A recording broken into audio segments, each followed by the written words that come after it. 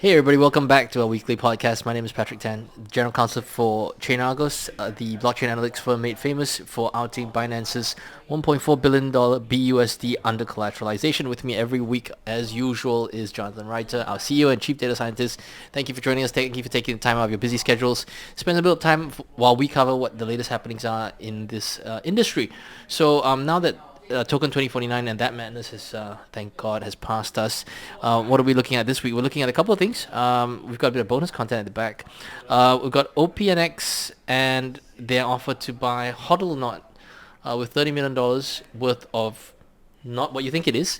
And then we'll talk a little bit about the beef between USDC-USDT and then how that segues into HR 2969. Never heard of that number or acronym before. Yeah, we'll tell you what that means. And then finally we'll talk a little bit about the SBF trial, and maybe if there is time we might talk a little bit about this beef going on between the market makers, or maybe not. We might just leave that to another time. So let's talk about OPNX and Hodlnaut. This is pretty cynical if you ask me. Yes, OPNX has offered to buy out Hodlnaut assets using Flex tokens, Yes. which is the exchange that blew up from some of the previous business of some of the OpenX founders.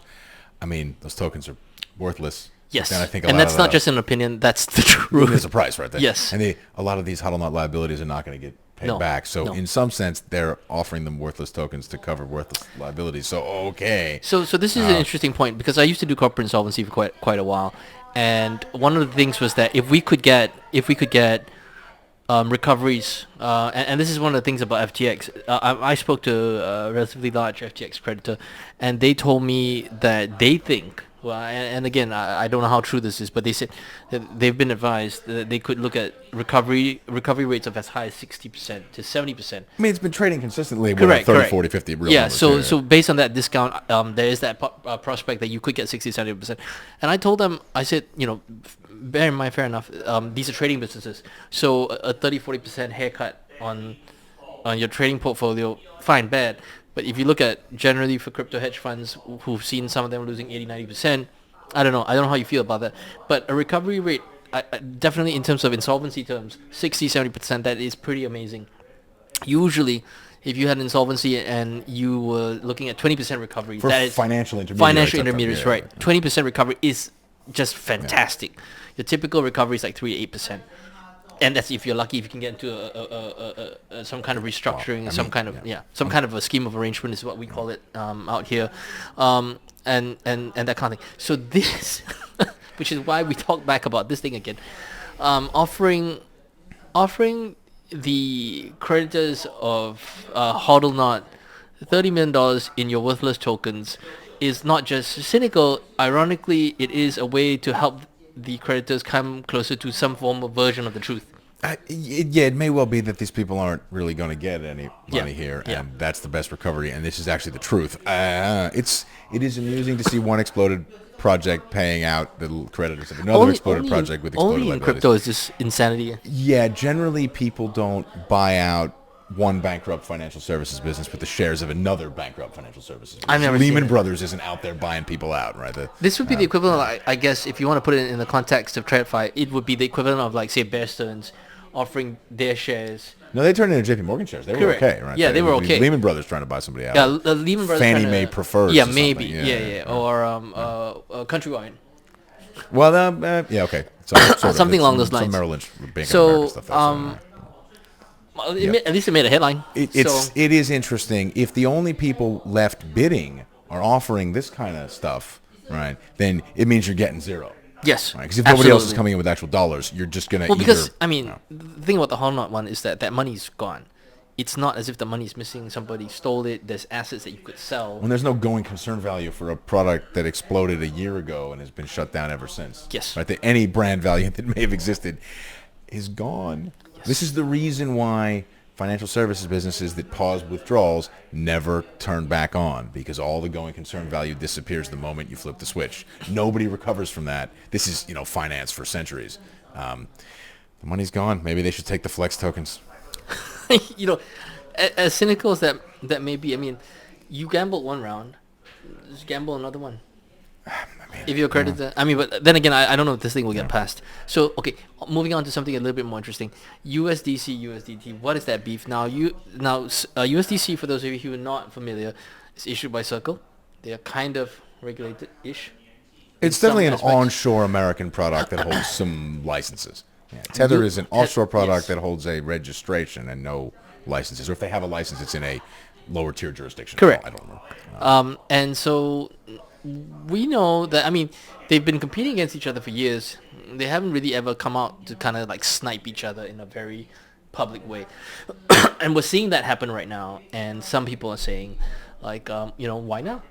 Well, okay, so, I mean, Tether, Paolo Ardoino, who seems to be their spokesperson, made some pretty aggressive comments about, Circle's treasury management procedures not being very good, and Circle with employee. Specific reference to the whole SIVB. Yeah, I mean, they had billions of dollars at a bank that went under that were uninsured. So, empirically, this is not the best possible treasury management process, even though in the end the government, whatever, gave them money. And then a Circle employee at a Federal Reserve conference on, banking and payments made comments about how, effectively the largest issuer in the stablecoin market was counterfeiting U.S. dollars. Yes. These are reasonably aggressive public comments. I don't know. It's kind of amusing to me because, Circle has money transmitter licenses and they have, substantial KYC, AML procedures for onboarding and offboarding people and funds and, onboarding customers, the rest of it. And Tether is an offshore operation that serves very few customers. And I think they would tell you they're not following whatever American or probably sort of Western Europe, North America standard KYC, AML procedures. But, whatever. They seem to have the money, or at least it hasn't blown up yet. And both of them have products that effectively operate as permissionless payment networks, something like bearer shares outside of traditional banking. Circle is right that they hold more licenses and have a more rigorous procedure, but it's a little bit amusing for somebody whose product is producing permissionless payment network and just this little corner over here is regulated, but all of the transfers and whatnot, we have nothing to do with that. I mean, I'm not sure they really should be taking so many shots like this because the more the government starts to look at what's happening, the more they may conclude your entire payment network's not cool and facilitating this product's not cool. I mean, so I should just say bearer shares pretty much in the entire world are all gone, bearer bonds. This stuff doesn't exist really in almost all of the world now. You want to say they should be allowed to, shouldn't be allowed to, whatever. But empirically, they're gone. Correct. Right? And that goes back 100 years. Which is an important distinction to make because the more this beef becomes public, the more it draws attention to the fact that functionally these two aren't all that different because, whereas if you do mint USDC, there's that whole KYC process, whatever, But once that moves on, then that takes on the functional equivalent of a bearer share. It's a permissionless network in the same way that, you can permission physical transfers of goods, but it's a different kind of a problem. It's supervised by, uniformed police and not whatever computers. Yeah, the world's tried to crack down on that. Again, you can think that's wrong and still observe. You can think it's wrong to crack down on that and still observe that it's a thing that's cracked down on. Yeah. I mean, you can look at the way countries regulate firearms and drugs, whatever the rest of it, and governments assert the authority to control inter-party transfers of all kinds of stuff, and money is often pretty far up on that list. This is all just to say, I'm not sure they've really thought through where their beef is going. Yeah. Because pointing out that your largest competitor is doing questionable offshore things when you yourself are facilitating payments that are, by your own marketing materials, lower friction and easier to move money across borders than traditional finance. Okay, maybe you don't want to sell it to the government that way. That's a strategy suggestion more than anything else. And that brings up the other issue, which is like, okay, let's talk a bit about the idea that and the stuff has been said, where it could be that there's a whole bunch of stablecoin, and the U.S. government is just sitting there twiddling its thumbs, whilst there is the prospect that a whole bunch of counterfeit fake U.S. dollars is actually being well, it's unbacked stablecoin. Yeah, unbacked stablecoin is the functional equivalent of. I mean that's so Circle was asserting directly that Tether is issuing whatever counterfeit dollars on stablecoins. Yeah, I mean, were that the case, that would be a problem. Yes. No one's suggesting Circle is running a completely unbacked, off the rails kind of an operation like that. I just think the difference between issuing unbacked dollars and issuing large amounts of unrestricted transfer bearer dollars is maybe the same part of the Department of the Treasury. And I'm not sure putting focus on that. I mean, I understand why they're putting focus on it, because one of these products is growing and collecting more interest income, and one of these products is collapsing in size, and the one that's collapsing is, trying to assert that they're better than, and people should put their money in, they should use. I mean, Circle would love to have Tether banned, because then Circle would get most of the money, presumably. At least whoever of the Tether users it's also entirely possible that the customers that can get Tether minted aren't the kind of customers that could get. There's $80 billion there, so some fraction of them will be able to find a way to print $10 billion. And come on, and which is interesting, right? Because if you think about it, and again, there's no real way to verify. By some estimates, there's trillions of dollars of counterfeit USD by some estimates, but I think it's probably close to the billions of dollars of fake actual USD. It was like the North Korean government supposedly prints fake $100 bills. This is for decades. Yeah, so we don't know how much. I mean, some estimates on the low end put it at several billion, I think 50 or so, and some on the high estimates put it at 1 trillion. It's difficult to kind of really. First of all, the counterfeit and the people who are using this stuff. It's not going to be an easy job to try and trace them down. The interesting thing, though, is in this case, if Tether really is printing counterfeit US dollars, it's all there. It's on chain. You can check it out. Yeah, I mean, there's supposedly assets somewhere. Even the word counterfeit is kind of confusing. Is a dollar issued against Bitcoin collateral in an amount that you can't sell quickly? Is that counterfeit or not? I don't even know what the word means. I would argue that that's not counterfeit, because counterfeit is, to my mind, counterfeit actually means you've got a dude somewhere, he's taking a Benjamin Franklin on a color copier and just making. So you mean just completely worthless, backed by nothing? I don't think anyone really believes that a meaningful part of Tether's business is completely unbacked, just made up. That's the bit that I think a lot of people struggle with, because you can't both at the same time allegedly professed, they don't profess, but supposedly be used primarily for money laundering, and at the same time be counterfeit. You kind of have to pick a lane. Yeah, that's right. If you're going to be counterfeit, be counterfeit. Well, I mean, there's different types of fraud. So you could just print totally unbacked, and these are just worthless liabilities. Correct. And then give them to somebody to, buy something. That's more akin to fraud in a generic financial sense than it is counterfeiting. Counterfeiting is a specific form of fraud. There's weirdness here. It seems odd to think that it's that weirdness. I also think Circle's probably getting pretty desperate if they're drawing attention to problems that are adjacent to what they are most open to being accused of, of bad conduct. I don't think they're really thinking things through. Well, I don't think they have a lot of choices left, because if the product gets that much smaller, they're going to have a real problem.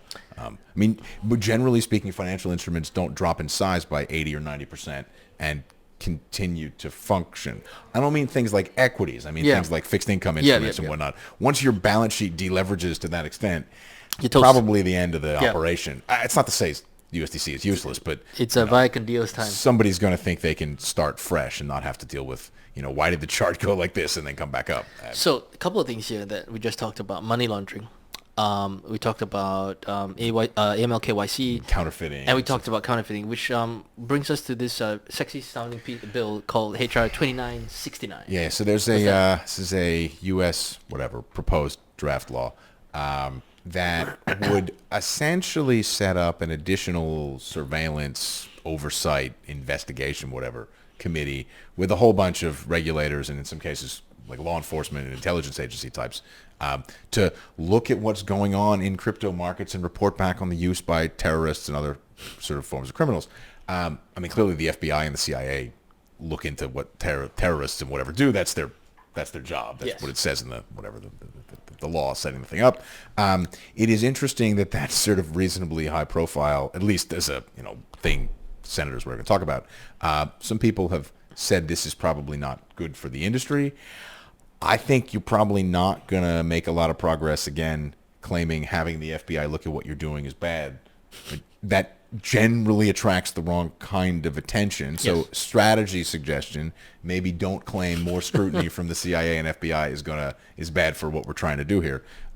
Everyone knows that there's some amount of criminality in every industry, and financial services is not perfect. That's fine.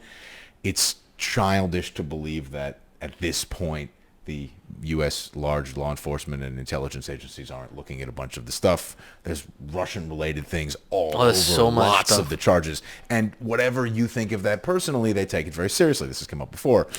I think people would probably prefer there to be a formal process. So this specific proposal calls for them to issue a report within, I think it's 180 days, and then to have periodic meetings. People will testify in front of whatever committee, and I think it runs for 4 years is the proposal. This stuff generally gets renewed unless the thing they're looking at disappears, which generally means the country they were looking at got invaded and doesn't exist anymore.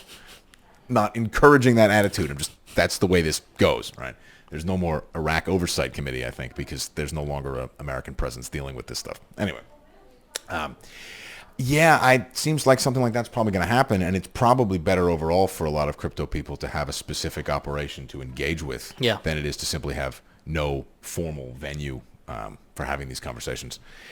It is a permissionless form of cross-border payment, so it should be easier for those folks. Acknowledging that that's true and trying to mitigate the problem is better than pretending it doesn't exist. I don't get that. We talked about this last week. You have to manage this. This is a problem. You have to manage it. You can't eliminate it. You can't. This whole act as if thing. I mean, it worked well for the boiler room, but it's not going to work in this space indefinitely. Yeah, I mean, boiler room is about financial marginal scamming and whatnot. That's very different than North Korea, whatever, sanctions related. You have to be a bit more open about that stuff. I don't know. Yep. Finally, SBF trial starting in 12 days from the time that we're filming this. The jury selection? The jury selection. Preliminary part starts. Correct. So it's not, I mean, they think that this will take 6 weeks. Maybe. I don't know. That seems, well, maybe because, people from within the crypto space think that this is kind of like the OJ trial, but maybe in the grand scheme of things, this is nothing close to OJ. So maybe jury selection is pretty straightforward. I don't know. He's pretty far up there in the pantheon of exploded scammer financial scandals. Yeah. But that's still much lower tier than celebrity murder. Yeah. Well, alleged.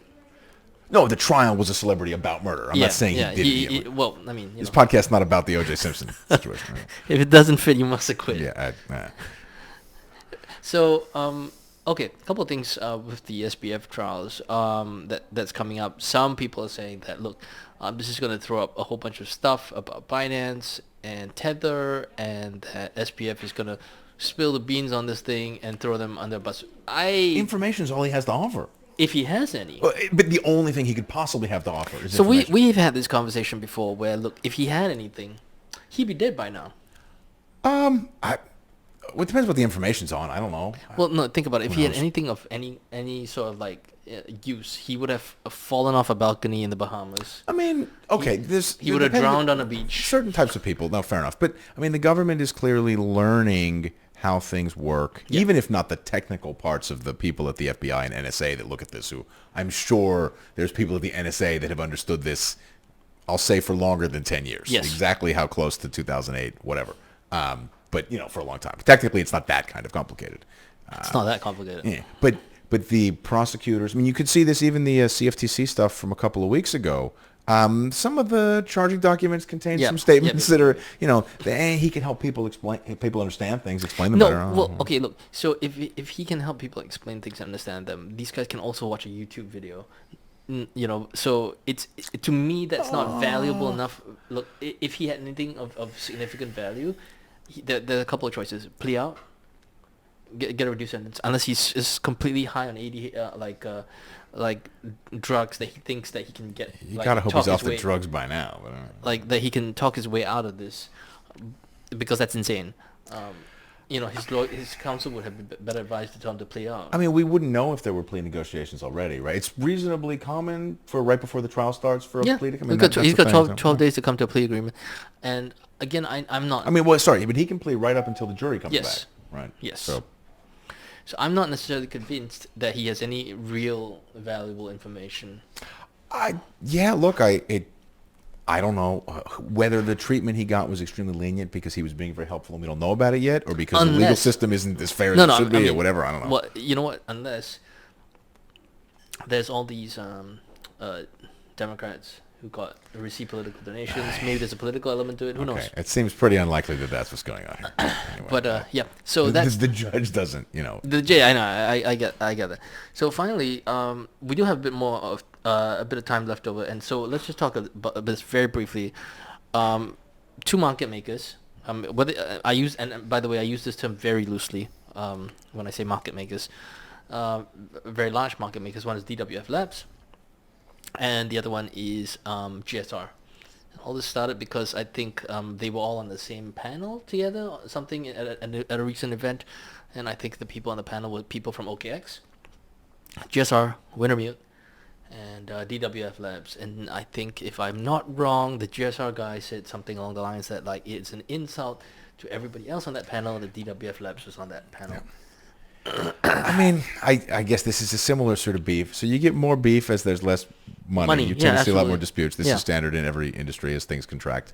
I mean, there are differences historically between VC-type investors, PE-type investors, trader, active money managers, market makers, whatever. And in crypto, those things have gotten really mashed up together. Yeah, so somebody in a way I wouldn't say it's entirely healthy. I'm a seed investor. I'm a late stage investor. I'm an exchange operator, and I run a market making operation. You're like, this is not. You're not 40,000 employees at Citibank. Like, what? This seems like an awful lot of roles for a handful of people to be playing. And I suspect, as things start to get a little bit spicier, you're going to have more violence there. It is definitely true that a lot of people who are project sponsors get paid in token and then sell all of those tokens. Yes. They're going to look more like the SPAC operator types and whatever, the early stage investment banking list and sell shares type operations, who are not traditionally considered anything to do with market making, high frequency trading, hedge fund stuff even. Correct. You wouldn't really call yourself a hedge fund if you were a SPAC promoter. I mean, formally speaking, you might have the same legal structure. But, some of these people will either look down on or look differently at them. It's not even to say one is better or worse than the other. SPAC promoters don't have the greatest reputation, but it's a legitimate part of finance. I think given what we know about, and I'm not going to talk too much about their operations here because it's not really our style, but given what we know about how they operate, I would not be in a rush to make this beef public because I would probably not want anybody to scrutinize what we do too much. Okay. With them. At the same time, if I was running what I thought was a statistical based high frequency trading, whatever operation, I would not want to be terribly associated with people who were getting paid large amounts of token to promote projects, because one of those things, if you do that enough, no matter how good your intentions are, there will be problems. Yes. Whereas if you're running an electronic trading operation that just makes prices, you are far less likely to have trouble, and you can manage that. Whereas if you sponsor 100 projects, probably one or two of them or whatever are going to have trouble. And I would not want what I was doing in the one space to be too much associated with the other. No shade on anybody, right? That's just rational differences. Some operators in crypto have better and worse reputations. If this is actually going to be some slice of financial services, some of these distinctions are going to have to start to come in. And you don't want the guy that's your project sponsor being the main electronic market maker on exchanges of the token after it's listed. That's nuts. A investment bank may run the IPO process and the trading afterwards, but those are completely different parts of the bank with substantial legal separation.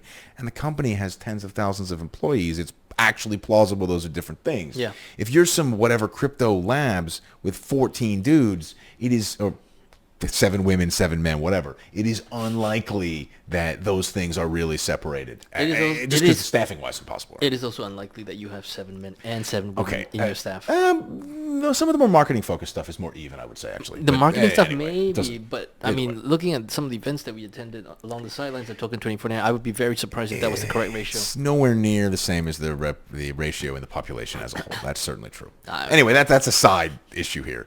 Some of these roles do need to separate out. Some of that is legitimate beef. Some of that is people have attitudes about certain parts of finance being better than others. I look down on equities people in general. That's mostly a joke, but anyway. All right, that's it. That's all we have for you this week. Thank you for tuning in. Thank you for taking time out of your precious schedules to just listen in. If you've got any comments, any questions that you'd like to ask us about for next week, hit us up down in the comment section below. Otherwise, smash that like and subscribe button. We really appreciate when you do that. We've also got a new intros thing for the week's video, so let us know how you like it. You've seen the usual one. I've always thought that was too long, but we've got a new intros thing for this week's video. Let us know how you like it in the comment section. Otherwise, we'll see you again next week. Thank you for tuning in. Bye-bye. Yeah.